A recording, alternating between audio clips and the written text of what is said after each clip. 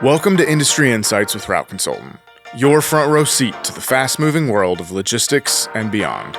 Each week, we bring you game-changing insights, real-world strategies, and fresh perspectives to fuel smarter investments and build stronger businesses.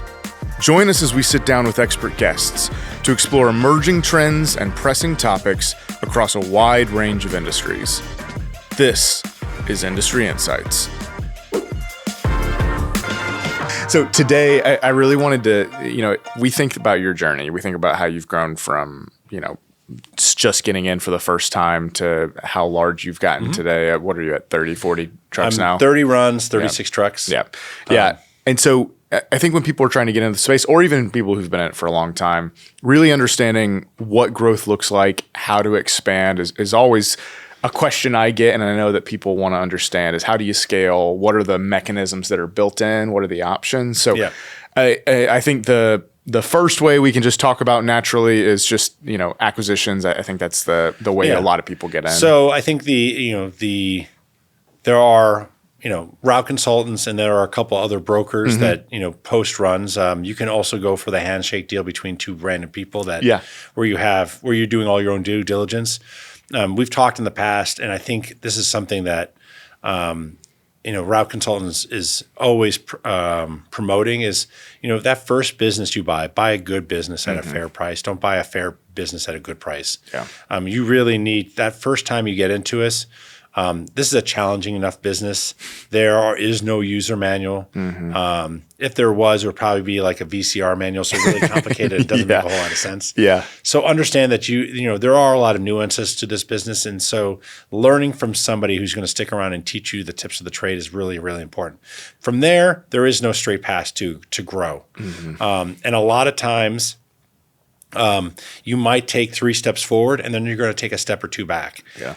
Don't be afraid if you need to sell or want to sell. There's no bad choices in this. You might need to sell because you know what? You don't like being in a certain market. You might need to sell because you know what? You have a better opportunity somewhere else to grow. You might need to sell because you know what? You have a family situation, and you know what? You thought your son was going to go to a public university and he's decided to go to a private college. Yeah. And now instead of spending $20,000 a year on college, you're spending $75,000. So that might be a situation. There is no set path to growing. Just be flexible and roll with the punches. Yeah. So the best way to grow in this space is organically. Okay. It's how you achieve real equity, capital appreciation, and you get a growth in your equity. That is, other than the cost of the truck, that organic growth is really, transformative to your business. Okay. That's where you are picking up unassigned runs through BuildAGroundBiz, or FedEx has come to you because you're a really good operator in your tier 4, tier 3 safety, or maybe you're the magic tier 5. Yeah. And they come to you and say, hey, you're a good operator in this hub area. We're offering you an opportunity to grow in this market. Would you be interested? Talk to me a little bit. You mentioned BuildAGroundBiz. What is that? So BuildAGroundBiz is just like there's MGB, MyGroundBiz, where you can get news on what's going on with FedEx, and where you can find forums or vendors and stuff like that, or MGBA, which is now called My Biz Account. It's still referred to as MGBA. Yeah. So that is where you get your settlement statements, where you can see your run assignment point statement, you can see your TSPA. There is a third website called BuildAGroundBiz that FedEx from time to time will post growth opportunities in specific markets. It's very rare for them to post stuff for Linehaul, but they do from time to time. You typically see a lot of CSAs on the P&D side posted there. On the Linehaul side, they will post. There was one actually last week. They posted 6 unassigned runs on the PM rotation in Middletown, Connecticut. Okay. So what they do is they give you very basic details. They say there's 6 unassigned runs on the PM rotation. And so a lot of hubs will have an AM rotation, a PM rotation, and then a team rotation. Stations, it's a different story. They're not big enough. They might just have one rotation. Yeah. And they expect you to do everything. But Middletown happens to have a need for PM trucks You have no idea what the miles are. You have no idea how often they're spinning the wheel.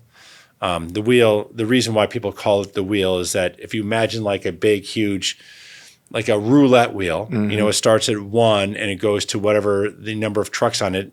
As they use each truck, they spin it one by one click. And so truck 1 goes first, truck 2, truck 3.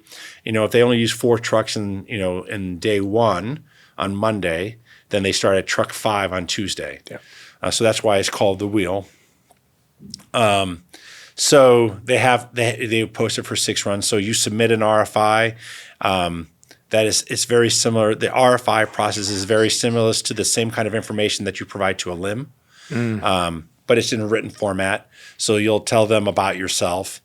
Are you a current contractor with FedEx? Yep. What is your net worth? Or not your net worth? How much capital do you have available to invest? What is your processes for safety and how you're going to communicate and what kind of equipment you're going to buy and how knowledgeable you are about the FedEx business. Yeah. If that information then goes to SPS, Service Provider Solutions, which used to be called Business Development Solutions, which at some point in time used to be called contractor relations. Contractor relations.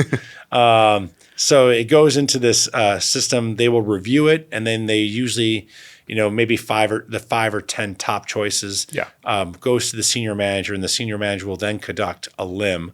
They can either be in person or in Zoom. FedEx actually doesn't have a preference with Linehaul contractors. They actually don't expect a Linehaul contractor to show up into the terminal on a day-to-day basis. So they're very comfortable with Linehaul contractors Zooming, or actually I think they do them on WebExing in. And then they'll notify you within a certain amount of time period that you've won the growth opportunity, or you did not win the growth opportunity. And then they expect you to provide them with a truck and a driver, or 6 trucks and 6 drivers. Yeah. And that's free growth. So now you have an unassigned run. And then the goal from there is to convert that unassigned run over time by acquiring points, by not taking declines. We've talked about in the past how many points you get on a daily basis, but you can get maximum of 365 points to a truck in any 1 year. Yeah. And then there's ways to accelerate that either through peak points or you can do rescues. So rescuing is where somebody's broken down and you go and pick up the trailers from wherever the breakdown point is, and you deliver them to the destination before they're out of service. So they make service, you get awarded 50 points, and you can allocate that to any truck. So those are ways for you to acquire more points. So the goal is then to take that unassigned run and to convert it into a dedicated run. Generally, FedEx will post dedicated runs between March and call it September-ish timeframe. Yeah. They don't generally like to post dedicated or post runs for bidding during peak season, and then they won't post runs for bidding following bids a peak season until the points are allocated. So during peak, you have the opportunity to win or to generate incentive points, and so they usually give you a period from about late January to early March where you can allocate those peak points. So they come as a block to you. So you get 1,000 points. You can allocate them however you want. Most people usually put them on 1 or 2 trucks to try to boost that truck's chances of winning a new run. So they'll wait until that happens. So that usually the peak point allocation is over by around March 15th.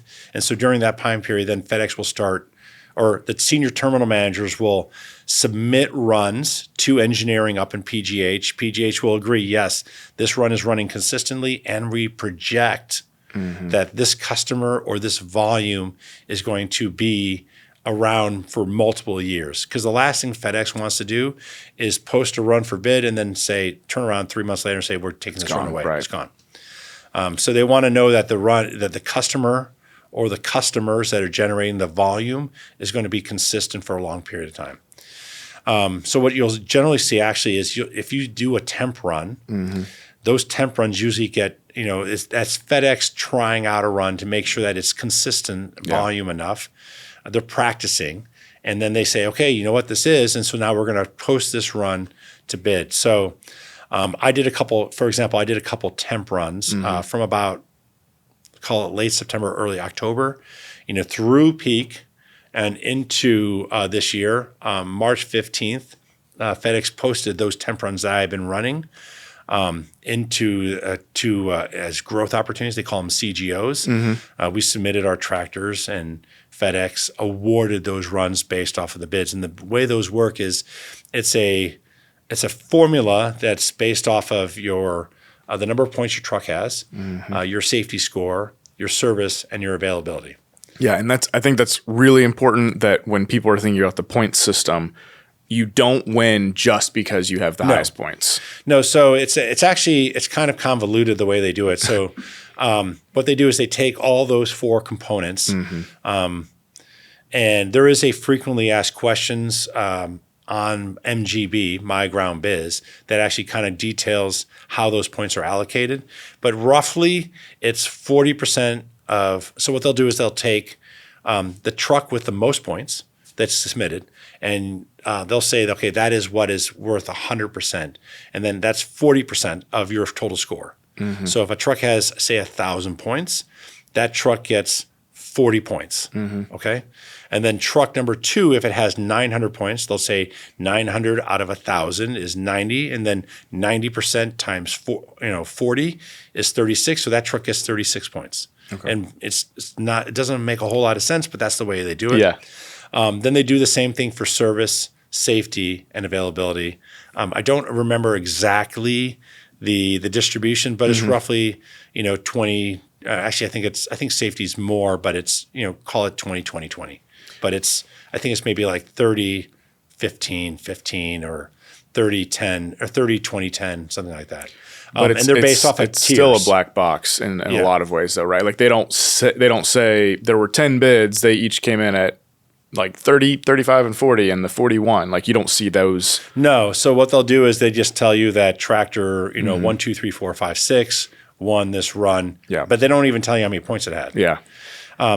You can sometimes get information from the senior manager or the SPS, and they'll tell you were second or you were third.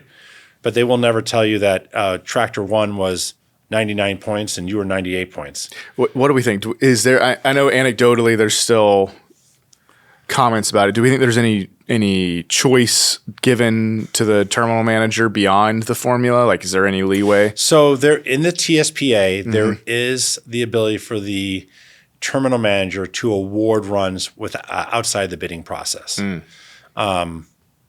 In special circumstances, and this is not really for the hub areas, it's more for stations. So if there is, say, only 2 contractors in the station, they might say, you know what, we don't want to open up between the 2 contractors. We might want to give it to this one contractor because we're trying to balance out the volume. Or there's only 1 contractor in the station. Well, technically, FedEx shouldn't be. FedEx will say, we want more contractors in there. But realistically, if it's a 3-truck station, if you give 1 tractor to a random contractor, he's going to fail. So it's just better to continue to keep all your eggs in one basket and to award the run to that 1 contractor. Yeah. So stuff like that happens. There's other situations. So this has happened to me in the past. Like for business reasons, FedEx has cannibalized one of my runs. And then 6 months later, they're like, hey, we took away your Kalamazoo, Michigan run. We're going to give you this Bellevue, Michigan run to, as a replacement because, we didn't, you've been a good contractor. You have a good safety score, nothing that you did wrong. Is the reason nothing that you did is the reason why we took this run away from you. It was just inadvertent. It was just unfortunate. And so we're going to try to make it up to you by giving you that run, giving you a similar run. And so the senior managers have the ability to what they call redesignate or to appoint runs in those kind of situations. Okay. And this is something I see a lot of people get wrong. We're talking about growth here. So we're talking about the point system, and, I see people refer to it incorrectly as buying an additional run. So talk a little bit about the mechanics. If you win the bid, do you gain an extra run, or what does that process look like? No, so you don't gain an extra run. You actually just convert whatever truck you submit. So if you remember in your TSPA, in the transportation service provider agreement, there is Schedule A1. So Yeah. Schedule A talks about run assignment and run assignment point system and how bidding and awarding of runs works. A1 actually lists all your tractors and all your runs. So your Schedule B is your list of your actual your tractors. Yeah.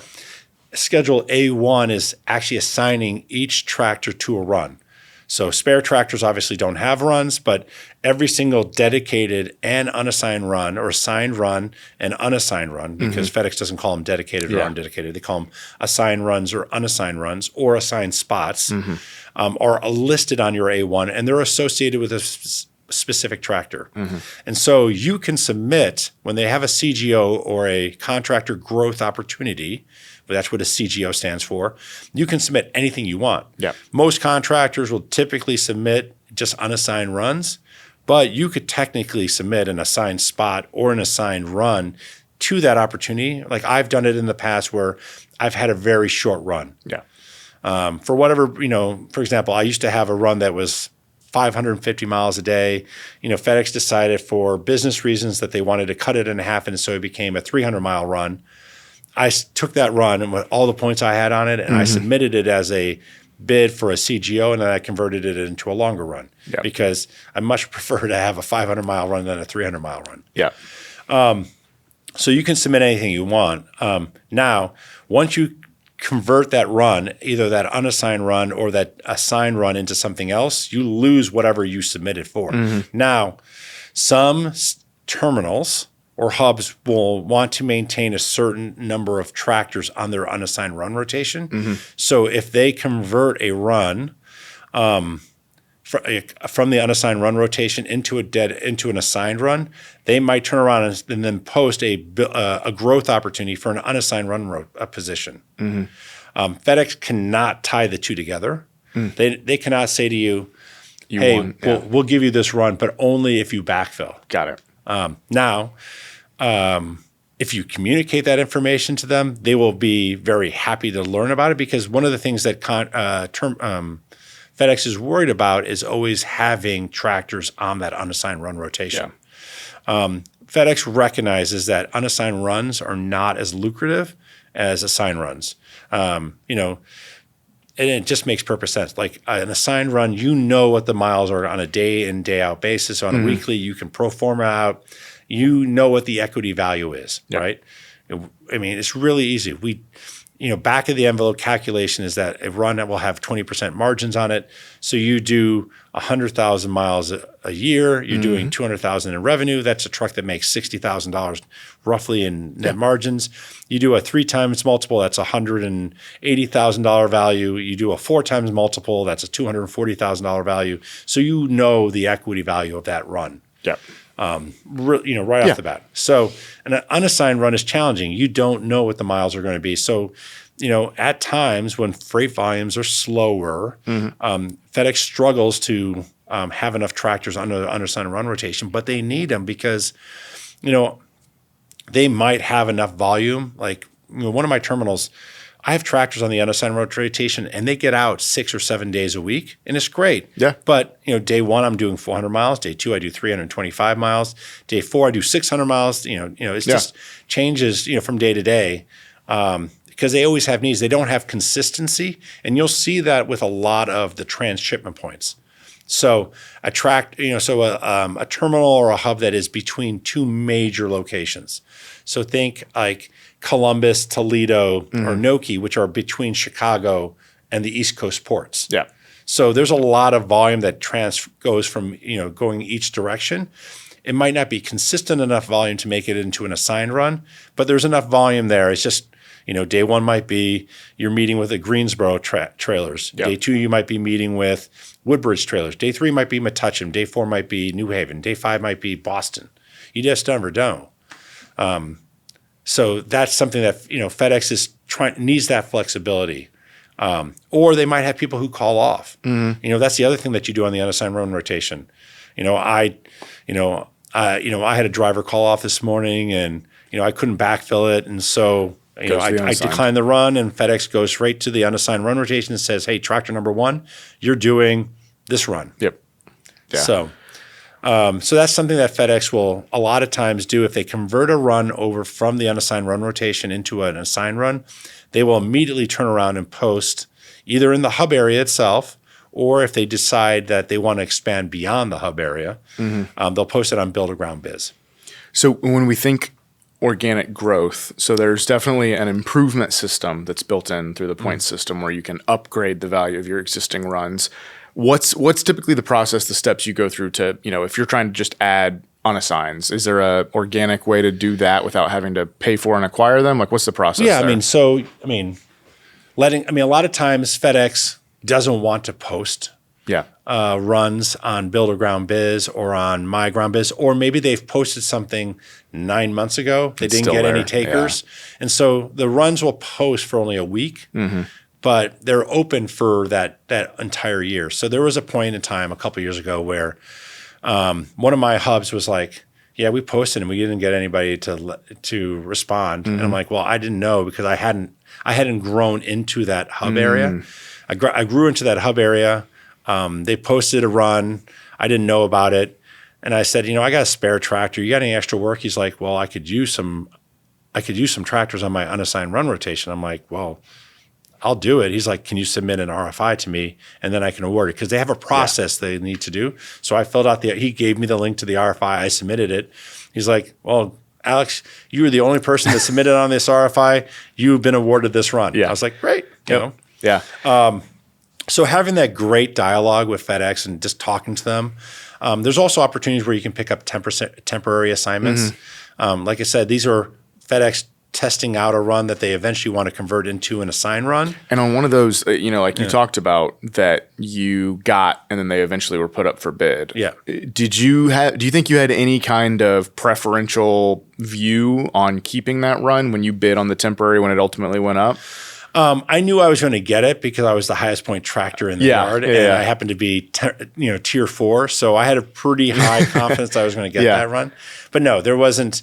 There was no special treatment for it. Yeah, and I think that's really important to know. Is like if you're taking a temp run, that doesn't mean you get this forever. And you need to. I think a lot of people think that they should. Yeah. But no, it doesn't work that way. I mean, sometimes I wish it did, and sometimes I wish it didn't because there have been times where I've won an assigned run for a temp, and I took it away from Josh, and I'm like, yes, I got it. And there's other times where I've had a temp run that's been taken away from me, and somebody else got it, and I'm like, but at the end of the day, it all balances out. Now, when one of the things you just mentioned, growing into a hub area. So if you are in Memphis Olive Branch area, but you're trying to get into Noki, say some of the paths you've taken, what's typically the way to do it? If you're not buying, is there any way to do it where? So one is, having conversations with that senior hub manager or SPS.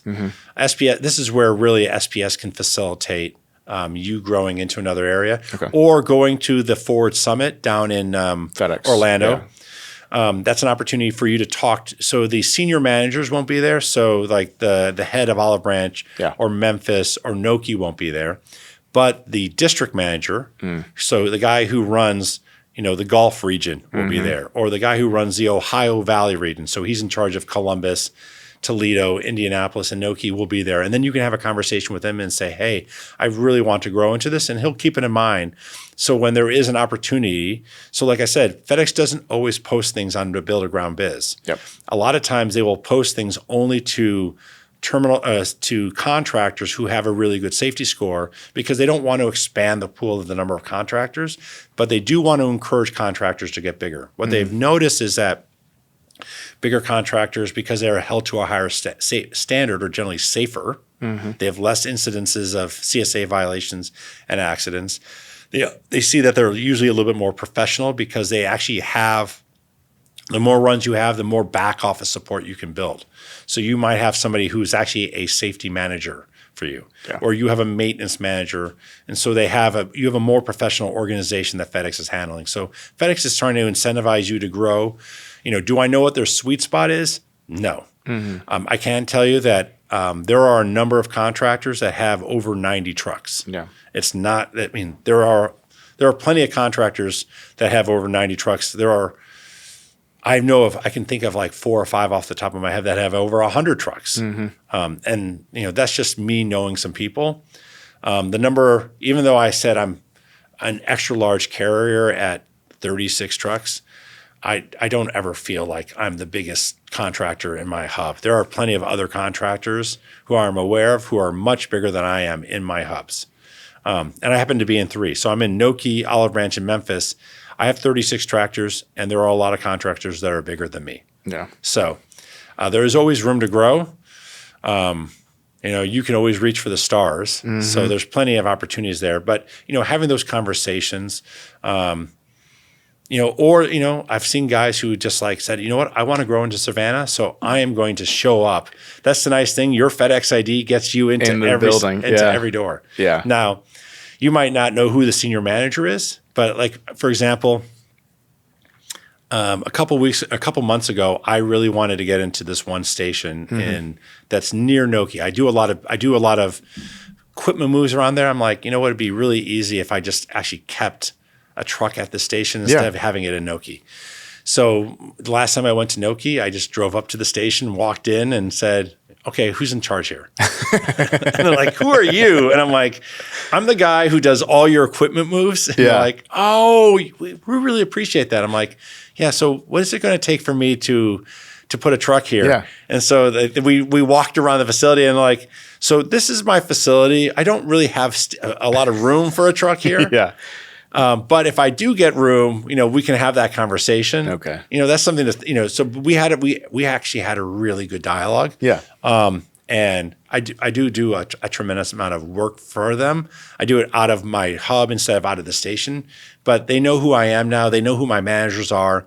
They have my business card. They have my manager's business card. So whenever they have needs, they know they can call my managers. And that's another way to so that little station will be able to say, you know what, we have a growth opportunity. They can say, okay, we only want tier 4 safety in the hub area. Yeah. Well, that means I'm going to get a pretty good idea that I'm tier 4 safety. I'm in the hub area. So they're going to say, okay, I get that opportunity.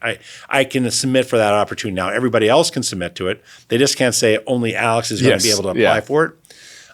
But they can then, look at all the different opportunities. They can interview me and they can say, you know what, Alex, we already have an existing relationship with you and you already understand how we operate, so we can give you that growth opportunity. Yeah. So in some ways, FedEx, you don't have to worry about bringing in revenue. So you're not doing the sales in that perspective, but growth from a Linehaul perspective oftentimes involves you actually going through the front door of some of these stations and selling yourself in some of these areas and just building relationships. Just offering to help out, you don't ever want to go in there demanding work, but if you're going in and saying, "Hey, I got extra power," FedEx always appreciates extra power. Will they always need that extra power or use it? No, but so you can't complain about when you're not using the extra power. So you have to make that choice.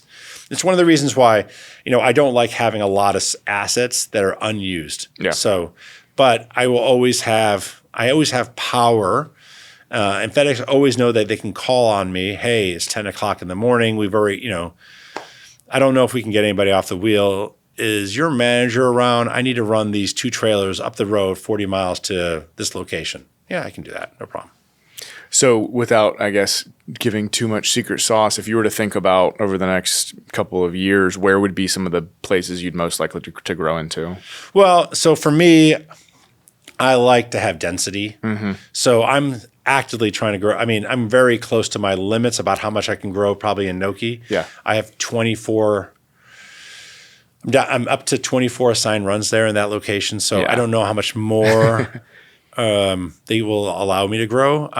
There are expanded limits, and I know I can grow larger. Yeah. But I wouldn't mind growing in the region. Like I would love to grow into Louisville, into Indianapolis, into Columbus, because I like density. Yeah. It means that my managers there could manage those locations, and then there's support, right? So like if I have a truck breakdown in Louisville, well, it's only an hour and a half away, so I can run another truck down there. Or like if one of my drivers calls off, if it gives me enough notification, I can have another driver drive down there and run the run. Yeah. So for me, it's not always looking at what is the most opportune opportunity based off of where I think there's going to be growth. A lot of times it's like what makes sense for my business. Yeah. Because the last thing I want to do is have one truck in Savannah. Savannah might be great and it might be growing like hotcakes, but how am I supporting that one truck in Savannah? Really at the end of the day, I'm at the point now where I don't want to be managing trucks. I have managers who manage trucks for me.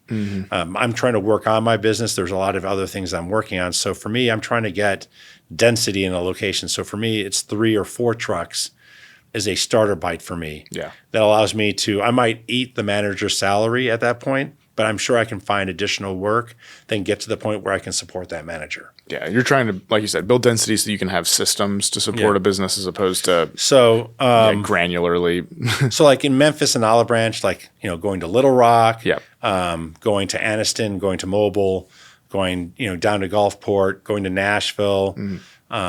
St. Louis is a little bit of a stretch, but from Noki, going to Champaign, going to Toledo, Indianapolis, Columbus, going to Nashville. Actually, Nashville would be perfect. It's 2 hours from each location, or 2 to 4 hours from each location. Yeah, we get you here often enough. Yeah, we might as well get you a few more times, right? Now, there's other challenges, and then maybe I want to partner up with Josh, and Josh happens to be in KCMO. Yeah. So maybe Josh and I can build a relationship and say, hey, you know what, 2 heads is better than one. Why don't we both go try to win some runs in Lenexa, and we can be partner up together that way.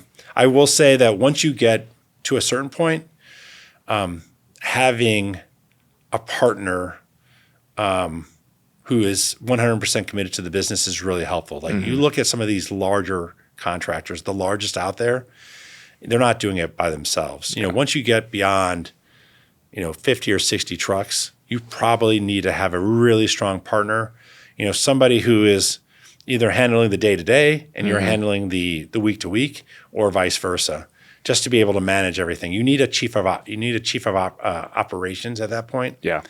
And you can do it internally and have you can still be the CEO of the company, but you have to find that person who you confident can be your COO. Or otherwise you split the AO duties in half and you have somebody who's more the day-to-day guy and the other guy is the week-to-week. Okay. Yeah. And so I'll end on a... Well, we never talked about acquisition strategies. Oh, like in terms of buying. The right ways to buy? Yeah. So, I mean, it all boils back down to your return on capital and return on investment, right? And your cash on cash returns. So when you're getting in the business, and when you're growing initially, depending on how aggressive you are and how confident you are in your abilities, you're going to want to buy good businesses. At some point, you're going to be like, you know what? I'm a subject matter expert. I've graduated from the School of Hard Knocks. Yeah. I went to college at Memphis U. Now I'm ready to go to get my master's degree in taking over dumpster fires. Yeah.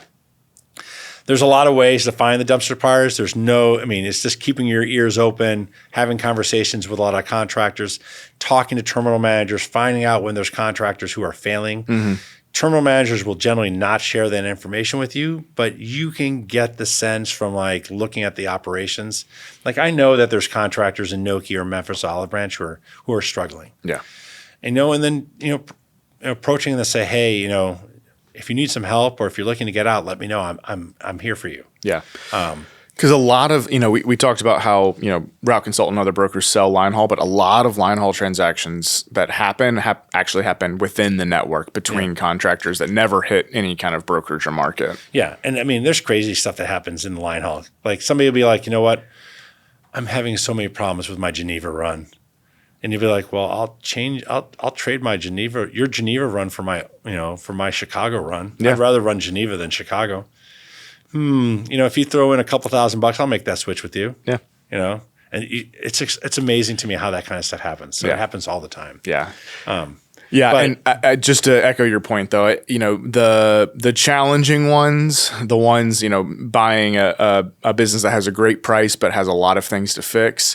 You don't want to do that as your first one. No. And it's not just because you won't know how to fix it, but it's also because if you come in as that with your first one and you struggle and ultimately maybe even fail, that's all FedEx knows you as. You don't have any record to fall back on. That you have been, a failure, that your black mark is your only mark and you might not get another shot. Yeah. So, I mean, FedEx is not in the business of running people out of business. Yeah. FedEx wants to have strong, viable contractors, but at times, for whatever reason, a contractor will fail. I mean, I've seen it happen because the AO had a heart attack. Yeah. I've seen it happen because the AO passed. I mean, recently there was a woman who owned a bunch of runs and she passed away, out of the blue. Yeah. And, she hadn't built a succession plan. And so the business started struggling. And, FedEx turned to the family and said, hey, we suggest you sell. And they asked FedEx, do you have any recommendations?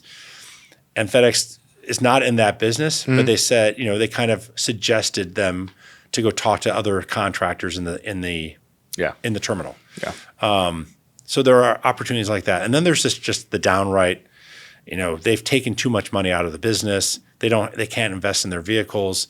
Their vehicles are breaking down. They're failing on service. They're failing on availability, or they're failing on safety. And FedEx has said, Josh, we really appreciate being partners with you, but we think it's time that you find a buyer. Yeah. And they'll usually give you probably about 3 months. The problem, what I think, is a lot of contractors want to fight it instead of saying they get 3 months and then they come and tell us with 10 days left. Yeah. That's what happens often. Yeah. So, I think there's lots of things to be thinking about there. From there's ways to grow in this space organically, acquisition, and there's all kinds of internal mechanisms, and just understanding that really helps you understand the landscape of growth in this space. But I want to leave on a side question when it comes to growth, Sure. which is, how do you feel about the growth of the FedEx space over the next 5 years? How are you kind of thinking through it? So for me, I think you guys understand that I'm a really big Warren Buffett fan. And so I keep going back to Warren Buffett over time, and maybe Warren Buffett will someday buy a Linehaul business, we'll see. Yeah. If I say it enough times. Yeah. But no, realistically, I don't know if it was him or Ben Graham or somebody, maybe a big hedge fund guy, but you want to be greedy when everyone is fearful, and you want to be fearful when everyone is greedy. So I think right now is a great time to be investing in the Linehaul space. Coming out of the pandemic, when everybody was, had accelerant growth and accelerant net income, was probably not the great time to buy.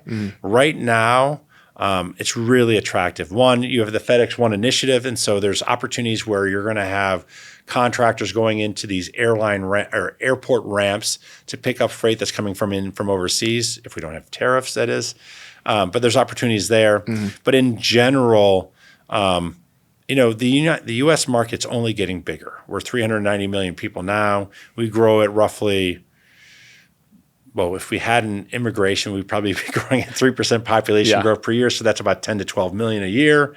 So, we're getting bigger. So there's always going to be more deliveries being made to people's homes. FedEx has kind of identified that the market that we want to be is bigger than 5 pounds. Our sweet spot is delivering Chewies, delivering Wayfair, delivering Nike, anything that's bigger than a shoebox. We want to be in that market. And we do it really, really well and really, really efficiently. And so there's opportunities for that, And so for me, it's a really attractive time to buy. I'm kind of ambivalent about where in the United States. I probably wouldn't go into California just because I don't want to have to deal with the regulatory climate there. The 5 boroughs, more because I think it's challenging to drive in those markets in New York City. But otherwise, I don't really care.